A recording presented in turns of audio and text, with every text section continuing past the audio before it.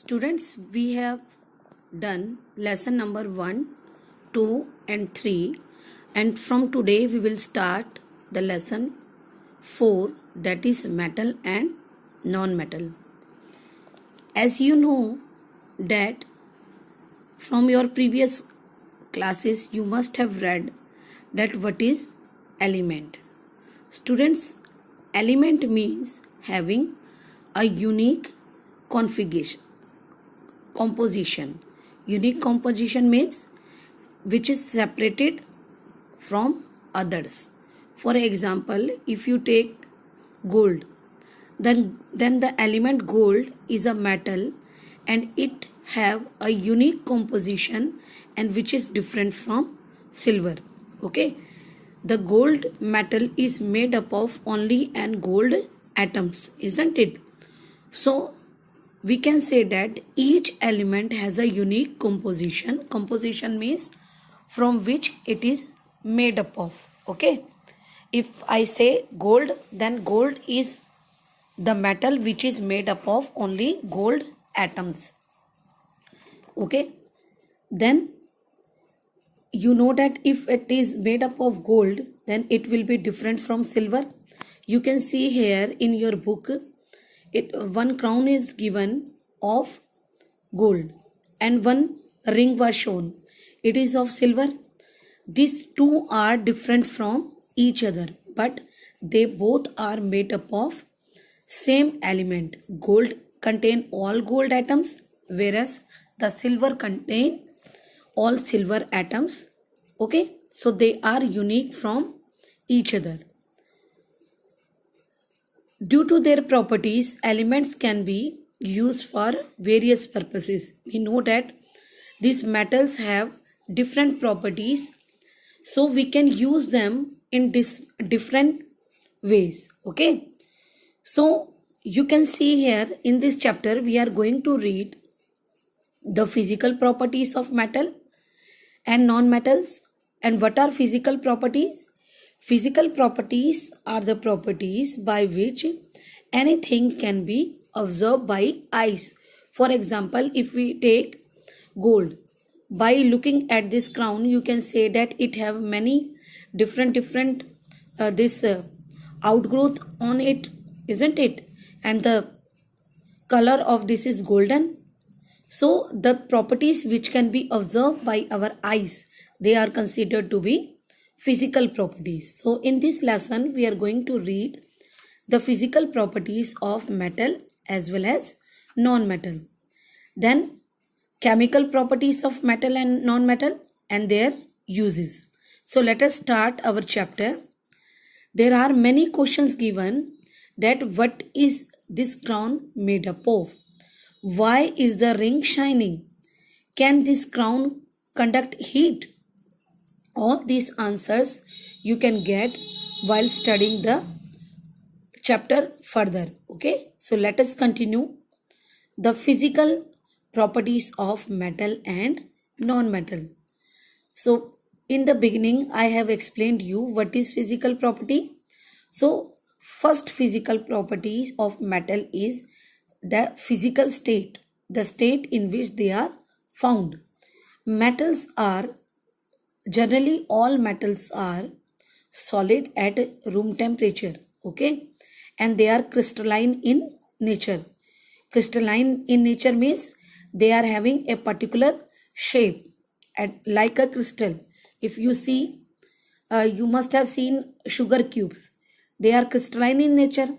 The sugar cubes are called crystalline in nature since they have a prescribed cuboid shape. And in this physical state, exceptions are there with metal, that although we know that all metals are solid, but still we have one metal called mercury which is liquid at room temperature. Okay, so exceptions also you have to learn, and mercury is the exception. All other metals are solid, but mercury is liquid at room temperature. And then what about non-metals? Non-metals are solid as well as gas.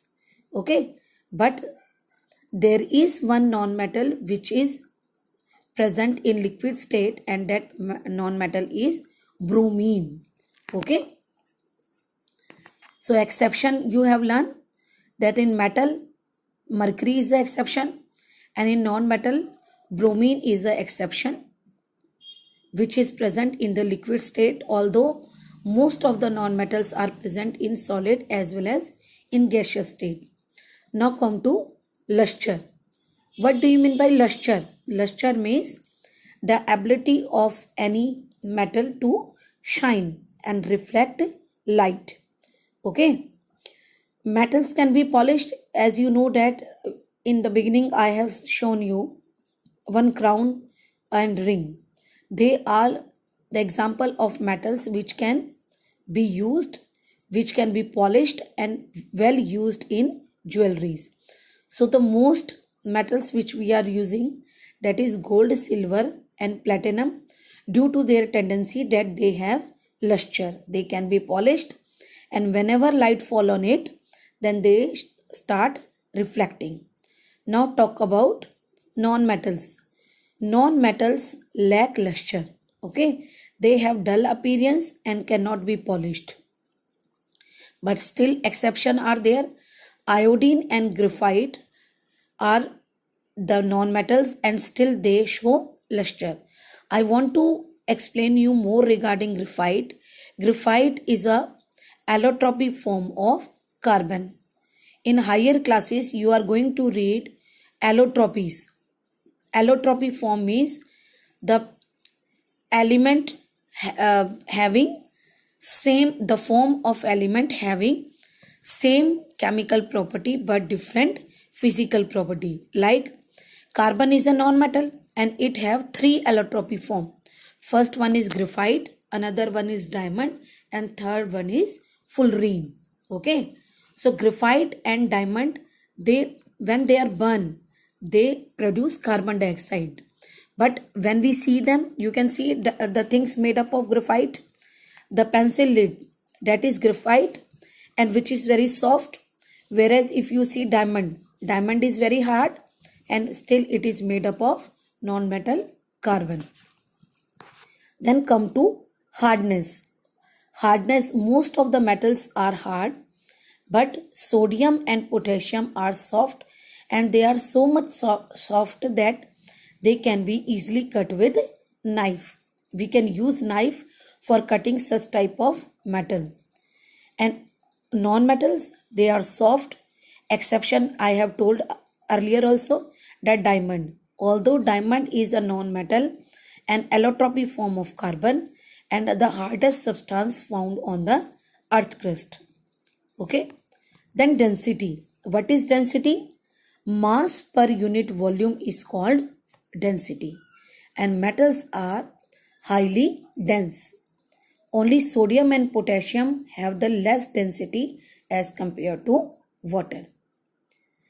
Then non-metals have low density as compared to metal. Okay. Then next one is color. Different metal have different luster and their different color. You can see some metals are white or silvery gray in color, some are yellow, some are reddish brown. So most of the metals are white or silver gray, but exception gold, yellow, and copper is reddish brown in color. You must have seen copper. The copper wire you can see in the electrical appliances, and mostly when we start doing prayer, you must have seen your mother is having the copper vessels to give water to Surya Dev, isn't it? That vessel is also made up of copper. Then some non-metals are colored, but some are non-colored.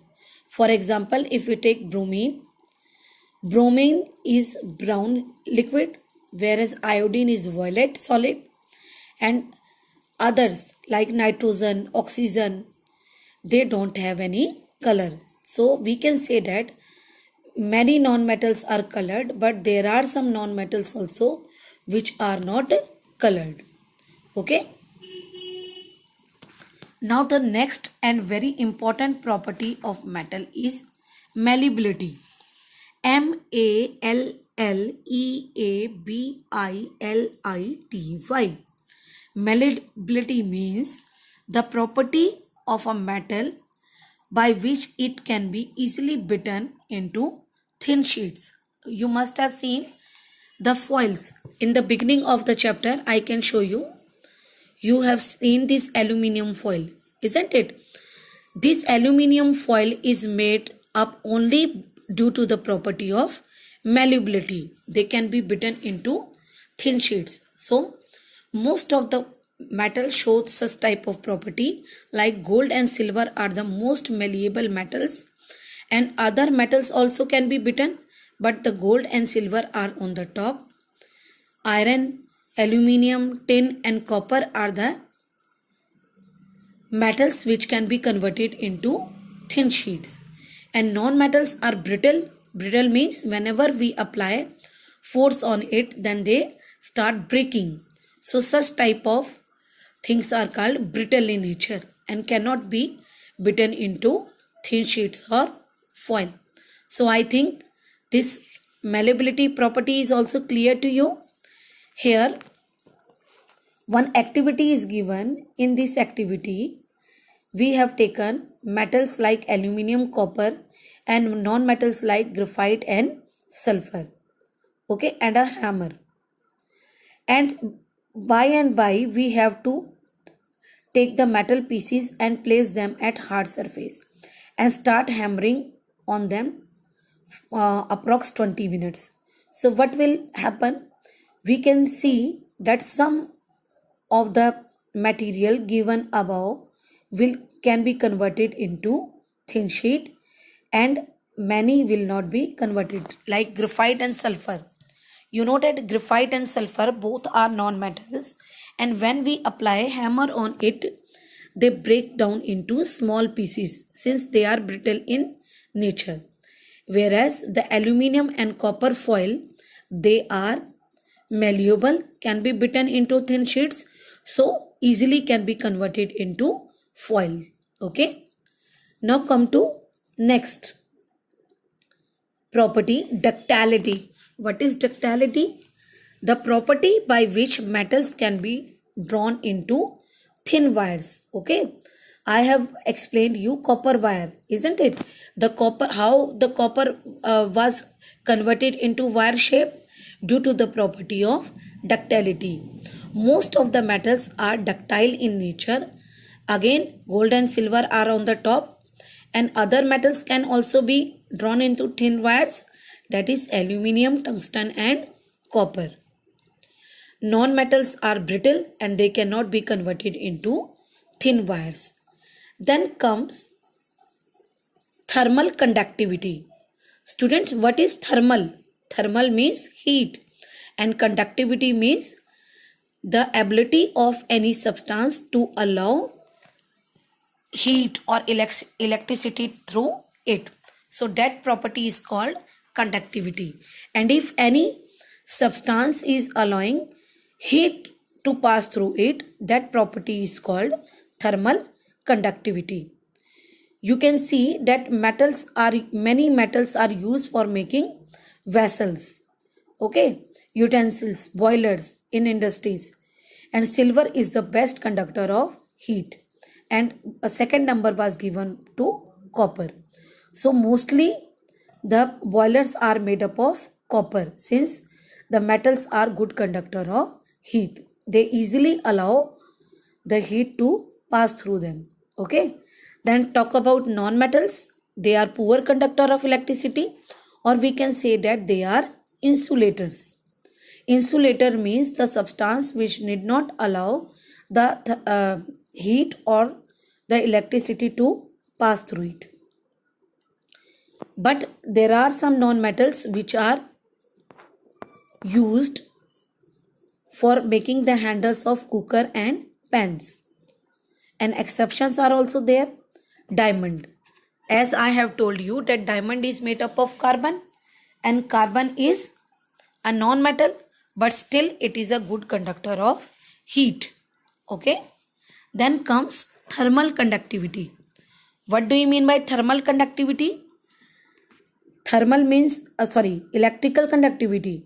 Electrical means electricity, and conductivity means the property by which it can allow the electric current to pass through them.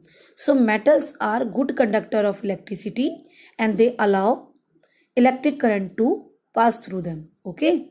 So metals are normally very widely they are used in for making electrical wires and cables, isn't it?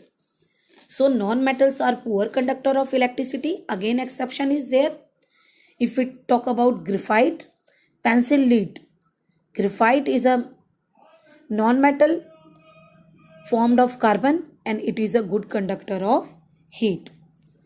So you can see that one activity is also given to you to show that metals and graphite are good conductor of electricity and non-metals are poor conductor of electricity.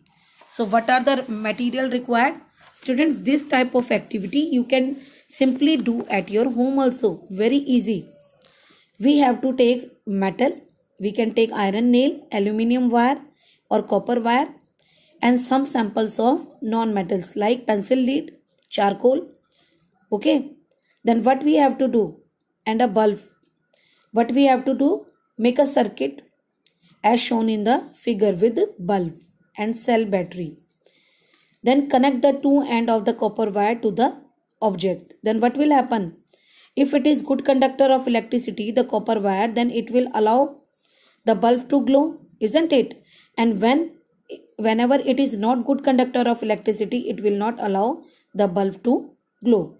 So observation, we see that metals and graphite are good conductor and they help in conduction through copper wire, whereas others are non-metals are poor conductor of electricity. Okay. Then the property come sonority. What is sonority? Sonority means the property of any metal by which a ringing sound will be produced when it is struck to a hard surface.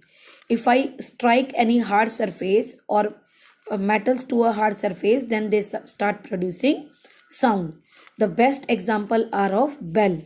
You must have seen in temples the bell are used for producing sound since they are sonorous and the bell can be listened from very far distance also. Whereas non-metals are very dull. They won't produce so much sound, as you know that they are normally present in solid form as well as in gaseous form.